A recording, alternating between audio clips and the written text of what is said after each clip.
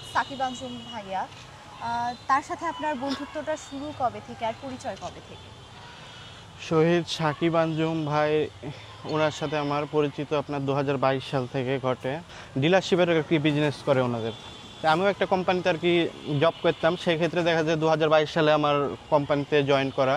সেই সময়টাতে আর কি তার সাথে আমার প্রথম সামনাসামনি পরিচয় হয়। প্রথম কথাবার্তার মাধ্যমে দেখা যাচ্ছে তার সাথে আমার কথাবার্তা ম্যাক্সিমাম দেখা যাচ্ছে যখন মিলে যায়, সেও একরকম কথা বলছে, আমিও একরকম কথা বলছি, তখন তার সাথে দেখা যাচ্ছে একটা ভালো বন্ধুত্বের সৃষ্টি হয়। বন্ধুর চোখে তাকে মানুষ হিসেবে কিভাবে দেখতেন? বন্ধু চাইতে তাকে আমি নিজের বড় ভাই হিসেবে ম্যাক্সিমাম সময় দেখতাম।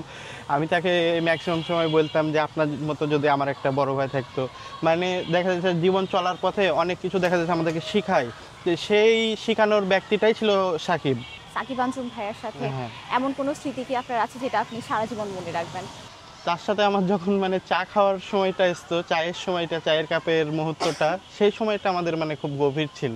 দেখা যাচ্ছে সেও তার জীবন নিয়ে আমাদের সাথে আলোচনা করতো, আমিও দেখা যাচ্ছে আমার পার্সোনাল বিষয় নিয়ে আলোচনা করতাম। এই বিষয়টা মানে আমার সব থেকে বেশি ভালো লাগতো, যে এরকম একটা মানে বন্ধু তো সবাই হয়, কিন্তু নিজের একটা ভিতরের যে একটা ঘটনা খুলে যে একজনকে বলা, সেই জিনিসটা কিন্তু সবাইকে বলা যায় না। কি দেশ নিয়ে কোনো পরিকল্পনা ছিল? তিনি চিন্তা ভাবনা নিয়েছিলেন স্কলারশিপ নিয়ে দেশের বাইরে যাওয়ার, এবং দেশের বাইরে যে উচ্চমানের শিক্ষায় শিক্ষিত অর্জন করার পর নিজের দেশে এসে দেখা যাচ্ছে 5 জন মানুষের জন্য কর্মসংস্থান নিয়ে এরকম একটা তার মানে দৃঢ় পরিকল্পনা ছিল। তাকে আমরা মাঝখানে হারিয়ে ফেলেছি জুলাইয়ের এই গণঅভ্যুত্থানের মাধ্যমে।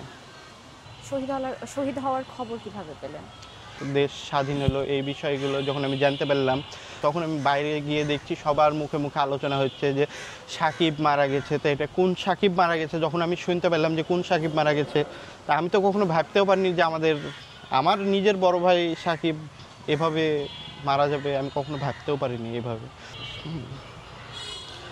তার কথা বলার জন্য তখন আমি হচ্ছে যে মানে মার্কেটে কাজরত অবস্থায় ছিলাম, কান্না কান্না করাই ভাব যে তার সাথে আমার এত মানে গভীর একটা সম্পর্ক ছিল যে নিজের অনেক সময় নিজের চীনা পরিচিত মানুষগুলো চলে গেলেও এই এতটা কষ্ট হয় না যে সাকিবের কথাটা শুনে এখন পর্যন্ত আমরা যে কষ্টটা পাই।